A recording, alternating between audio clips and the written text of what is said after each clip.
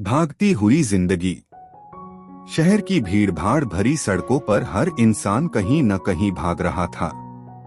किसी को नौकरी की चिंता थी, किसी को पैसों की और किसी को अपने सपनों की। उसी शहर में एक लड़का रहता था, राहुल। राहुल एक बड़ी कंपनी में काम करता था। उम्र लगभग 30 साल। पढ़ाई में हमेशा तेज रहा था, इसलिए उसे जल्दी ही अच्छी नौकरी मिल गई। उसके पास सब कुछ था, अच्छा घर, बड़ी सैलरी, कार और एक चमकदार भविष्य। लेकिन इस चमकदार जिंदगी के बीच एक चीज धीरे धीरे पीछे छूटती जा रही थी, उसकी माँ। राहुल की माँ सीमा देवी गांव में अकेली रहती थी। पिता का देहांत कई साल पहले हो चुका था। तब से माँ ने ही राहुल को पाल पोस कर बड़ा किया था। सीमा देवी के लिए राहुल ही उनकी पूरी दुनिया था। लेकिन राहुल की दुनिया अब बहुत बड़ी हो चुकी थी। ऑफिस, दोस्त, मीटिंग, प्रोजेक्ट, सोशल मीडिया। माँ कहीं पीछे रह गई थी। गांव का छोटा सा घर, दीवारों पर पुरानी तस्वीरें और आंगन में तुलसी का पौधा। सीमा देवी हर सुबह उठकर सबसे पहले भगवान के सामने दिया जलाती और फिर एक ही प्रार्थना करती, भगवान मेरे बेटे को खुश रखना। राहुल शहर में रहता था, इसलिए माँ उसे बहुत मिस करती थी। वो हर दिन राहुल को फोन करती, कभी पूछती बेटा खाना खा लिया, कभी कहती बहुत काम मत किया कर, सेहत का भी ध्यान रख। राहुल अक्सर जल्दी में होता था। वो बस 2 मिनट बात करता और फिर कह देता, माँ अभी मीटिंग है, बाद में बात करता हूँ। माँ मुस्कुरा देती। उन्हें बस अपने बेटे की आवाज सुननी होती थी।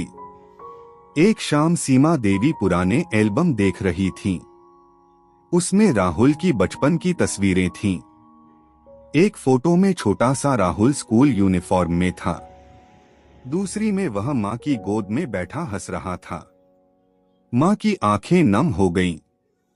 उन्हें याद आया, जब राहुल छोटा था तो हर रात सोने से पहले कहता था, माँ आप मुझे छोड़कर कभी मत जाना।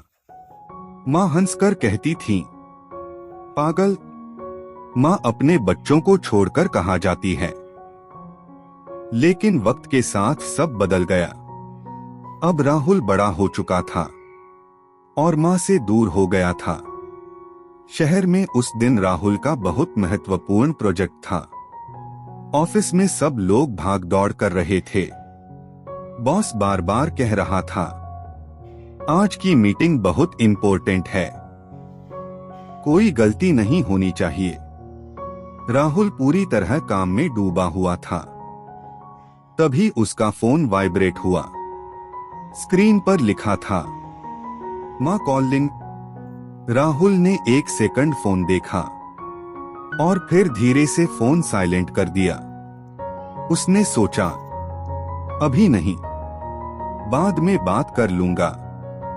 गांव में सीमा देवी फोन हाथ में लेकर बैठी थीं। उन्होंने राहुल को कॉल किया था। फोन बजता रहा, लेकिन किसी ने उठाया नहीं। उन्होंने सोचा, शायद काम में होगा। कुछ देर बाद उन्होंने फिर कॉल किया। इस बार भी कोई जवाब नहीं आया। माँ ने हल्की सी सांस ली, लेकिन उन्हें अपने बेटे पर गुस्सा नहीं आया। उन्हें सिर्फ चिंता हो रही थी। पता नहीं उसने खाना खाया होगा या नहीं। शाम होने लगी थी। सीमा देवी की तबीयत थोड़ी खराब लग रही थी। सीने में हल्का दर्द हो रहा था। उन्होंने सोचा, राहुल से बात कर लूं, अच्छा लगेगा। उन्होंने तीसरी बार फोन मिलाया। शहर में राहुल उस समय मीटिंग में बैठा था। फोन फिर से वाइब्रेट हुआ। स्क्रीन पर वही नाम चमक रहा था, माँ कॉलिंग। राहुल ने फोन देखा और इस बार हल्की झुंझलाहट में बोला, यार अभी क्यों फोन कर रही हैं? उसने फोन फिर कट कर दिया। उसे नहीं पता था यह उसकी मां का आखिरी फोन कॉल था। गांव में सीमा देवी की तबीयत अचानक और खराब हो गई।